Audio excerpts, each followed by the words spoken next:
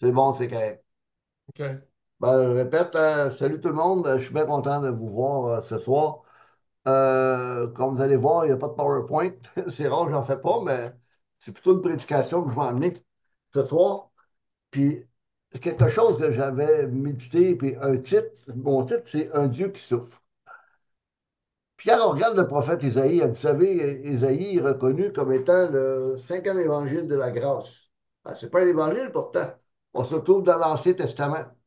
Mais on oublie une chose, que le Nouveau Testament a été écrit sous la loi. Dans le sens, Galates 4.4 dit que Christ était là sous la loi, il est venu au monde sous la loi. Puis quand on regarde tous les évangiles qui parlent de Jésus avec les pharisiens et toute la culture juive, on se rend compte carrément qu'on est encore sous l'Ancien Testament, même si nous sommes dans le Nouveau, dans la Nouvelle Alliance. On voit réellement qu'on se retrouve dans une période qu'on appelle intertestamentaire, ça veut dire entre les deux alliances. C'est comme être assis entre deux chaises. Puis quand on regarde ça, surtout mon titre ce soir, Un Dieu qui souffre, j'ai bien la misère à imaginer un Dieu broyard. Imaginez-vous Isaïe qui dit malheur à moi, parce que on va paraphraser, je suis un pécheur, ma langue, je ne suis pas capable de la tenir, je suis devant un Dieu saint, puis je pense que je vais mourir. Puis imaginez-vous la vision de qu'est-ce que Isaïe, Dieu, j'allais dire, Isaïe a à travers qu'est-ce que lui a vu de Dieu, qu'on appelle une théophanie. Il dit malheur à moi, mais le Dieu qui est assis sur le trône très élevé, puis qui avait des trônes, des petits trônes autour, c'était un contexte proche-ancien, puis c'était un Dieu qui est broyant. Il dit malheur à moi, puis on voit Dieu arriver, puis il broye, puis il broye, puis il broye. La ressemblance, qu'est-ce qu'on voit là, dans les images du prophète Isaïe? On voit l'autorité de Dieu. On voit la majesté de Dieu, de qui il est. Mais Dieu ne montre pas son cœur. Depuis le début de la jeunesse, Dieu a le cœur brisé. Puis pourquoi? Parce que l'image qu'on retrouve dans Genèse, attendez un peu, j'ai pris mes notes. Genèse 3, attendez un peu. Ouais, Genèse 3, 21. Je me suis fait réfléchir, puis je compare Satan un petit peu à la DPJ. Puis, bon, c'est ça. Genèse 3, 21, la Bible dit l'Éternel Dieu fit des habits en peau pour Adam et pour sa femme. Il leur mit. Ils sont chassés de la présence de Dieu. N'oubliez pas, là, Satan, là, quand il est dans le jardin d'Éden, il a fait accroire un paquet de choses à Ève. Là. Hein, il cache quelque chose. Puis moi, j'ai des choses formidables à te montrer. Hein. Tu vas être heureux, bien plus heureux qu'avec tes parents. Hein.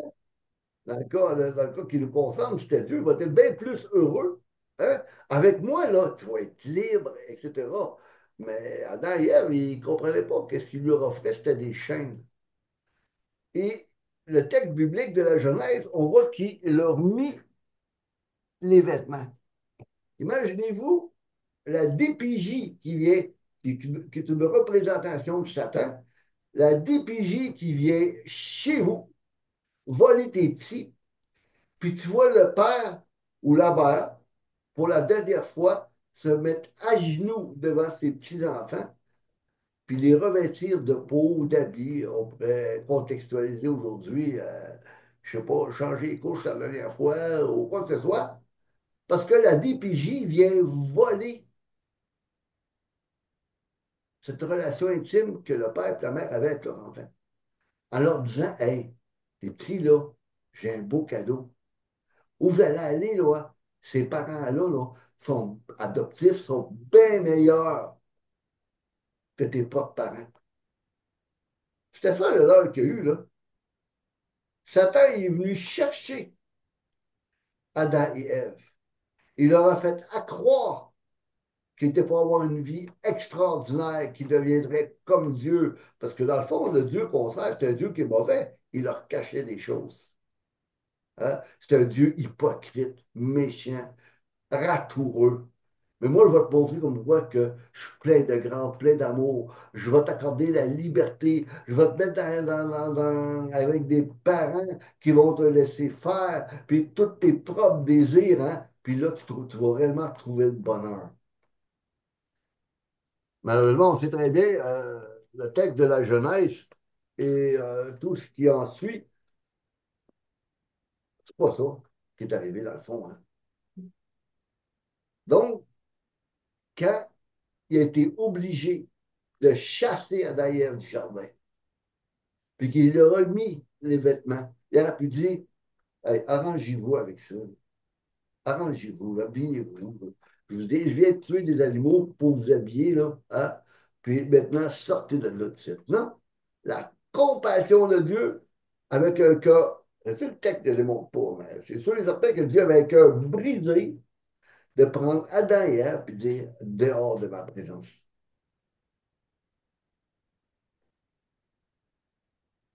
Quand on regarde Israël, puis on sait très bien qu'on pourrait parler de la Bible dans le sens des patriarches, qu'est-ce que Dieu a fait avec Noé, et ainsi de suite.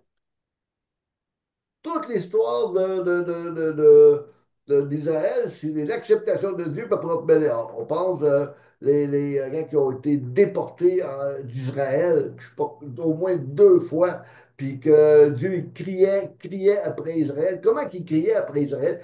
Il criait à travers les prophètes. Puis il disait, revenez à moi, revenez à moi, revenez à moi. Israël avait tellement perdu le nord qu'elle faisait beaucoup, beaucoup de sacrifices. Continuait à faire des sacrifices, mais le temple était vide. Le cœur de Jean était vide. Il avait fait ça par habitude, puis qui faisait en sorte qu'il ne louait pas Dieu. À un point tel, dans cet moment, Dieu dit à un moment donné, il dit, c'est pas les sacrifices que je veux, c'est un cœur contrit, un cœur humilié. Je ne vous ai jamais demandé de faire des sacrifices pour faire des sacrifices. Dieu ne nous a jamais demandé, même à nous, comme enfants de Dieu, comme on dit au Québec, des fois ça me vient dans l'esprit, se battre comme dans l'eau bénite. Notamment dit de tout faire par nos œuvres, etc., là, puis essayer tout de vouloir plaire à Dieu. Pourtant, on sait très bien qu'on ne peut pas plaire à Dieu. On sait très bien que quand on regarde, on se regarde nous-mêmes, on regarde qu'est-ce qui se passe dans nos propres vies, qu'on ne plaît pas à Dieu. Puis pourtant, le but du Seigneur, c'est comme qu'il a fait dans l'Ancien Testament. Il veut nous revêtir de cette robe blanche afin qu'on puisse porter du fruit. Parce qu'Adam il avait apporté plus de fruits, là. Il s'était détourné puis il avait accepté toute le mensonge du diable. On sait très bien que c'était un menteur. Imaginez-vous dans Matthieu, quand Jésus a été tenté dans le désert, il dit, si tu m'adores, je vais tout te donner ces choses. Parce que ça m'a été donné. Pas vrai, il les a volés. Quand les anges ont été mauvais, les anges déchus ont été précipités sur la terre, ben, ils ont pris le contrôle de la terre. À un point tel qu'à un moment donné, Satan s'était déguisé comme un serpent pour essayer de se faufiler. Hein. On sait très bien que c'était un être maléfique qui pouvait prendre différentes formes. Malgré tout, on voit la grâce de Dieu là. Il souffre. Il, a tellement, il souffre tellement, il s'est dit dans son cœur, il faut absolument que je trouve un moyen pour sauver mes enfants. Ben, il a fait quoi? Ben, il a envoyé son fils. Il s'est lui-même fait fils, OK? Afin de contribuer au sauvetage. Parce que dans le fond, là, c'est un sauvetage que nous avons vécu. Chacun d'entre nous, là, nous étions tous dans la perdition. On était on était les Gilligan de ce monde. Sur île, on était des naufragés. On l'a fait naufrage. Dans notre relation à vouloir suivre Dieu, on doit admettre, chacun d'entre nous, qu'on a fait naufrage. Mais c'est par sa grâce et que par sa miséricorde qu'on peut être réinstallé dans notre fonction de fils. Qui de nous a jamais imaginé, quand on regarde toutes nos difficultés, tous nos problèmes, à vouloir recommencer à neuf? Hein? Recommencer à neuf, c'est se dire, hey, puis on se remet à réfléchir, hein, surtout Paul quand il dit examinez-vous vous-même, éprouvez-vous vous-même pour savoir si vous êtes dans la foi, examinez-vous vous-même. C'est en arriver à dire, à prendre conscience de ce que nous sommes, puis en réfléchissant, en se disant si j'avais la possibilité de revenir en arrière, même dans notre vie chrétienne, là, c'est où que je ferais attention? C'est quoi que je ferais? J'agirais pas comme un coup de tête qui m'aurait peut-être empêché d'avoir bien des déboires que j'ai vus, même comme chrétien. On n'est pas mieux qu'Israël. On fait souvent notre tête, puis Dieu y appelle, puis appelle, puis appelle. Puis Dieu, dans l'Ancien Testament, il nous avait promis dans Ézéchiel un cœur nouveau. J'enlèverai Ézéchiel 36, si vous me permettez, je vais le lire. Ézéchiel 36.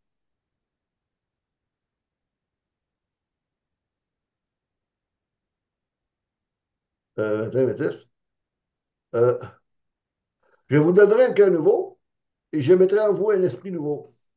Je retirerai de votre corps le cœur de pierre, un cœur qui est non réceptif à Dieu, qui veut simplement en faire à sa tête. Et je vous donnerai un cœur de chair. On sait très bien là, que ce cœur de chair-là, là, il n'est pas en train de faire une transplantation cardiaque, là, OK, puis à cœur ouvert, etc. On sait très bien que il parle de son esprit. Il dit, c'est mon esprit que je mettrai en vous, dans lequel nous crions Abba Père, si nous sommes réellement ses enfants. Ce cœur de chair-là, c'est son esprit en nous. Hein? Pas Isaïe, Matthieu 10, 20, Matthieu 10, 20, l'esprit de votre Père qui sera en vous, est venu en nous. Parce qu'il sait très bien qu'on n'est pas capable de rien faire. Et si je ferai en sorte que vous puissiez suivre mes prescriptions et garder et respecter mes règles. Dans moi, Jésus a dit, je ne peux pas rien faire. Vous ne pouvez pas rien faire. Qui nous fait comprendre de l'importance de notre relation avec Dieu. Pas une religion. Dieu, il n'en a rien à cirer de la religion. Il a dit même dans l'Ancien Testament, vous me faites de la religion, de la religion. On n'a rien qu'à penser de ce qui s'est passé avec l'histoire d'Israël. Les deux déportations, il y avait un culte élaboré. Ben plus là, que notre petit culte évangélique, là, une coupe de chair, la prédication, 1 heure et demie. Non. Quand on s'approchait de Dieu, là, c'était solennel. On ne pouvait pas faire ce qu'on voulait. Puis nous autres, aujourd'hui, on s'approche de Dieu, bien souvent, trop souvent, comme n'importe comment. Puis Israël, malgré tout ça, la faste de son culte a été déporté 2 fois.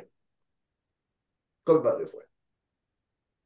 Ça veut dire que l'extérieur de la religion, Dieu n'a rien à cirer. On va voir dans le texte, on va rien qu'à penser aux pharisiens. Ils ont traité de sépulcres blanchis, des gens qui sont irrégénérés. Puis il les comparait avec pas le fils prodigue, celui qui se lamentait, là, comme vous savez ce que je veux dire, là. Lui, les pharisiens, ils se pensaient bien, bien au-delà de toute chose. Puis t'as l'autre à côté, là, que j'ai un blanc, là, qui, qui se frappe la poitrine, puis qui réalise qu'il est complètement indigne d'entrer en relation. Puis pourtant, les pharisiens, ils se croyaient complètement arrivés. Moi, là, je suis quelqu'un. Nous sommes un groupe exceptionnel. Oui, c'est vrai qu'il était exceptionnel. Vous remarquerez, là, jamais Jésus a attaqué la théologie des pharisiens. Mieux vivre. Il a touché directement au cœur. Complètement. Touché complètement au cœur. Donc, l'affaire qu'il y a, c'est que pour démontrer comme quoi l'importance qu'on doit aller au-delà de la religion, au-delà de tout le faste, de tout de tout ce qu'on peut en mettre. On a qu'à regarder aujourd'hui, là, les églises sont devenues des lieux de scène. Dernièrement, moi, j'avais rentré dans une église pour des baptêmes, et c'est à Montréal, l'église de la Chapelle. J'étais sûr que j'étais rentré dans un club. On n'honore pas Dieu. Le but du Seigneur, c'est qu'on puisse honorer. Puis comment on va l'honorer? En faisant un demi-tour sur notre vie, en recherchant notre communion avec lui, qui sans lui, on ne peut pas rien faire. Donc, comme je disais tantôt, avez-vous déjà imaginé pouvoir recommencer votre vie à neuf? Il y a bien des bêtises qu'on n'aurait pas faites, puis, mais pourtant, Dieu nous donne la possibilité de recommencer à neuf. On parle à l'humanité. La possibilité de recommencer à neuf par la nouvelle naissance. Je vais changer ton cœur de pierre, puis ce cœur de chair-là, là, hein, je vais en prendre soin, parce que je sais que tu n'es pas capable de le faire, parce que c'est moi qui vais faire en sorte que tu puisses suivre mes ordonnances et pratiquer mes lois. Pas pour rien que quand on retrouve donc cette nouvelle vie en Christ là, nous donne réellement une espérance incroyable pour l'avenir. La promesse du ciel où Dieu essuiera toute larme de nos yeux, tous les mauvais coups qu'on a fait, puis il n'y aura plus de souffrance, il n'y aura plus de mort. Mm. Quand on regarde un des textes de base, j'avais pris dans Matthieu 23, 37, Jérusalem, Jérusalem, qui tue les prophètes et qui lapide ceux qui te sont envoyés. Combien de fois ai-je voulu rassembler tes enfants, comme une poule rassemble ses poussins sous ses ailes, et vous ne l'avez pas voulu.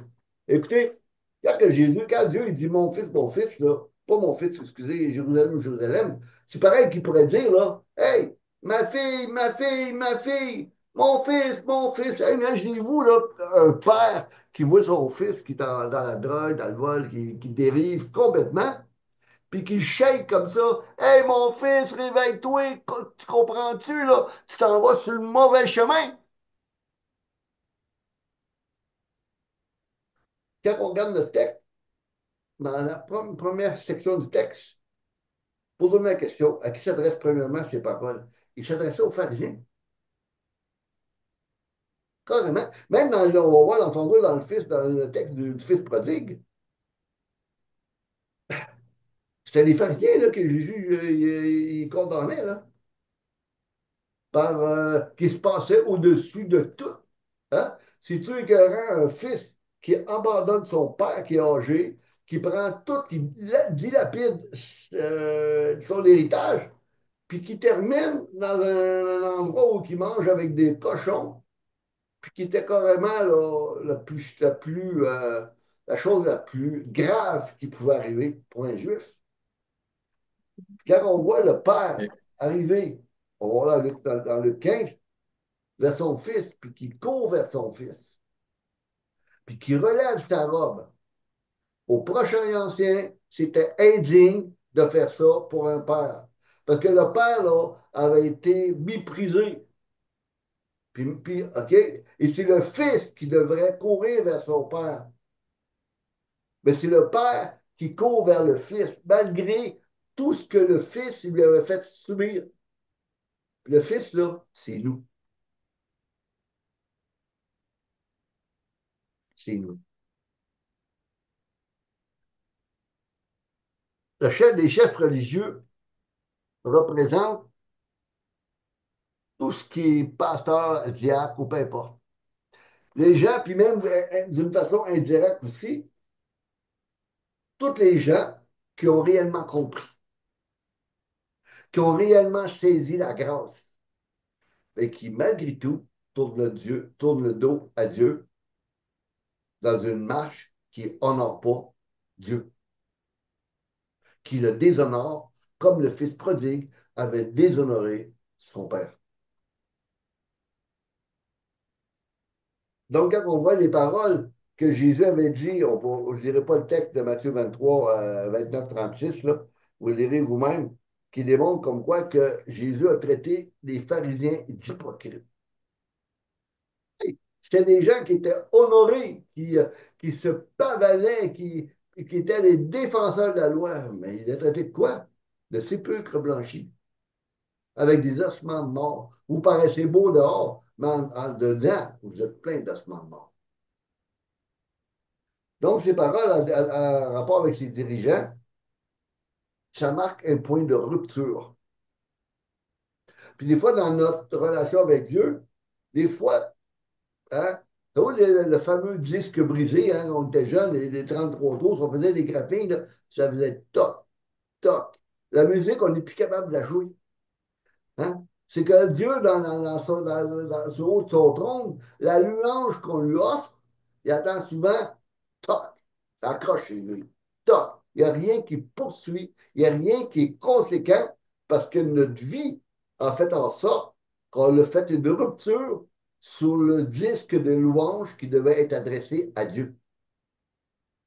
Puis il n'y a plus rien qui marche. Il n'y a plus rien qui marche dans notre vie. Donc Jésus s'adresse à Jérusalem, Jérusalem qui comprend l'ensemble des pharisiens, de tout le peuple qui, à un moment donné, va se détourner de lui et qui va le crucifier.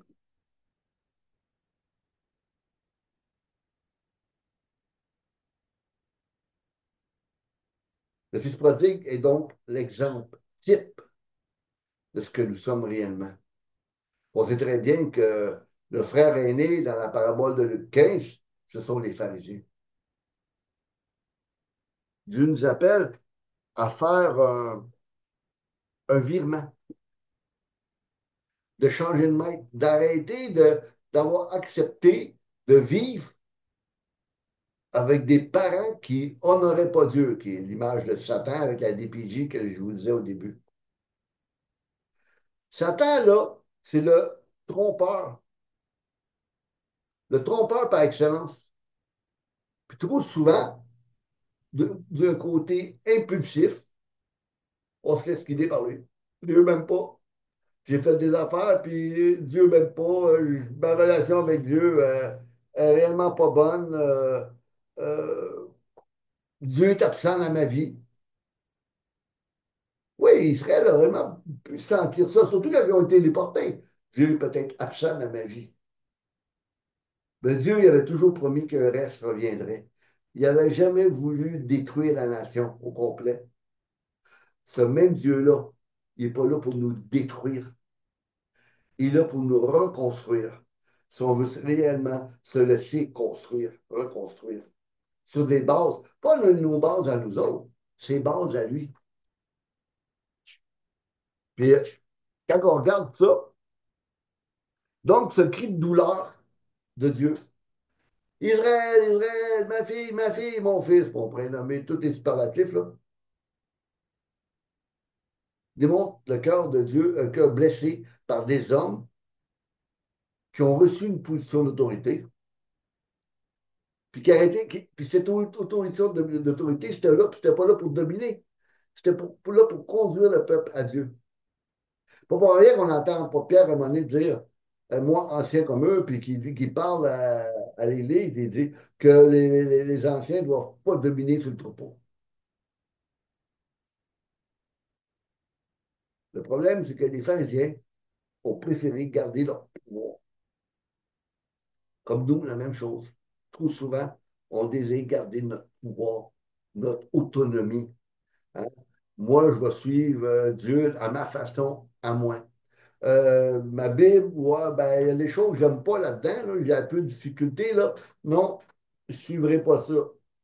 Hein? Dieu m'a donné un esprit là, logique, je suis capable de réfléchir, j'ai un bon esprit d'analyse, je vais faire à ma tête. Trop souvent, on s'est cogné le nez sur le mur. C'est pour ça que je parlais au début. Le désir, est-ce qu'on veut réellement, sur l'occasion d'effacer de notre esprit, de notre mémoire, des mauvais coups qu'on n'est pas fier. Hein? Parce que des fois, là, on peut dire que Dieu nous a pardonné. Ah, et Dieu m'a pardonné réellement. Je suis quelle personne n'est nouveau. Ben, il y a des fois, là, il y a des choses cachées dans notre cœur, là, qui nous hante. Parce qu'on sait très bien, avec toute la connaissance de Dieu qu'on avait, on l'a péché, pareil, presque volontaire. Puis qu'on était en rébellion, notre femme, ça va pas, il s'est passé quelque chose à la job. On est comme un petit peu comme des enfants qui tapent du pied, qu'on ne veut pas écouter. Puis là, il y a des choses dans notre vie qui nous reviennent. Puis ce disque brisé-là, à un moment donné, quand je parlais tantôt sur la louange, c'était un petit peu comme le Saint-Esprit qui nous rappelle à notre esprit qu'est-ce que vous avez fait. Pas dans le sens qu'il ne nous a pas pardonné, dans le sens qu'on puisse parvenir à ne pas répéter les mêmes erreurs et qu'on puisse avoir honte puis se détourner de nos mauvaises voies. Quand on regarde tout ça, aujourd'hui encore, cette dénonciation, ce portrait qu'on pourrait même faire de l'actualité, les classes dirigeantes, les pasteurs, les diacres, les politiciens, tous ceux qui ont une fonction d'autorité dans notre société, qui prétendent de parler au nom de Dieu sans être à son écoute. Hein? Oui, Seigneur, je t'entends. Vous savez qu'en hébreu, quand on dit Deutéronome 6.4, écoute Israël, Adonai, quand il dit Shema Israël Adonai, Shema, ça veut dire écoute, entends, obéis. Soit il te dit, ah, j'écoute la parole de Dieu, moi, sur mon iPhone ou je ne sais pas trop quoi, là, le matin en m'en allant à l'ouage. On peut écouter d'une façon carrément euh, quelqu'un qui n'est pas à l'écoute, distrait. Ben, écoute, ça veut dire, écoute, entends, obéis. Le but de l'écoute, le but de la parole de Dieu, c'est qu'on peut parvenir à changer. Et quand on ne veut pas changer, c'est à cause qu'on a un cœur dur. C'est ça le problème. Donc, comme je disais tantôt, le risque n'est pas dans sa fonction, mais dans un cœur qui, comme je disais tantôt, qui prétend devoir dire hey, ici par l'Éternel, presque, là, mais qui fait en sorte qu'on est plus, on déshonore Dieu plus qu'autre chose. Dieu veut nous appeler à un appel à l'intégrité spirituelle, à la vigilance, à l'humilité, en reconnaissant les indications que nous avons dans notre âme, dans notre cœur, que peut-être des fois on a fait fausse route, puis de demander au Seigneur de peut-être pas effacer hein, ce système d'alarme qui nous revient, qui est notre conscience, etc., mais de faire en sorte, de faire en sorte qu'on puisse parvenir à nous retracer sur le chemin et marcher en direction du Père. Donc, le cri de Jérusalem, Jérusalem, dans Matthieu 23, révèle l'amour protecteur de Dieu. Elle marque l'insistance affective. Cette répétition, Jérusalem, Jérusalem, démontre à la fois une douleur poignante et un mot intense, c'est un cri du cœur, presque une lamentation. Dieu se lamente. Je ne pense pas que du haut de son trône, il remplit de plaisir de voir ses enfants agir. Plaisir de voir les divisions au sein du corps de Christ. Plaisir de voir des gens qui proclament l'Évangile, puis dans le secret, ce, on n'a pas Dieu, on n'a rien qu'à penser. Une chose qui est bien grave, que je trouve, moi, les réseaux sociaux, Facebook, pour prendre nommer, les chrétiens qui se chicanent sur Facebook. Pensez-vous que ça en a un Dieu, ça? Pas de. Mais pourtant, ils pensent qu'ils en ont un Dieu. Donc, en terminant, Dieu se compare à une poule. Dieu, on sait très bien que ce n'est pas une boule, là. OK? Mais la poule, ça représente la mère. Ça démontre que même la rigueur de Dieu, la rigueur paternelle, la rigueur en tant que roi des rois, c'est rare de dire qu'un roi qui aime. En général, les rois qu'on a vus sur la terre, ben, souvent, avec les dictatures en Union soviétique, en Chine, etc., c'était des tueurs. On n'a qu'à penser à Kim Jong-un en Corée du Nord. On pourrait le qualifier comme des rois. Mais c'est un tueur, c'est un dictateur, il n'aime pas le peuple. Il s'aime lui. Mais Dieu n'est pas comme ça. Il ne s'aime pas lui-même. Il aime les autres. C'est pour ça qu'il est venu mourir il y a 2000 ans. C'est pour ça qu'il se compare à une poule. c'est un Dieu qui est rassembleur, qui va vouloir rassembler ses poussins sous ses ailes, qui va vouloir le protéger, lui leur donner de la chaleur, de faire en sorte qu'ils ne puissent pas être affectés par tout ce qui peut être autour d'eux. On sait très bien, les poussins, c'est fragile.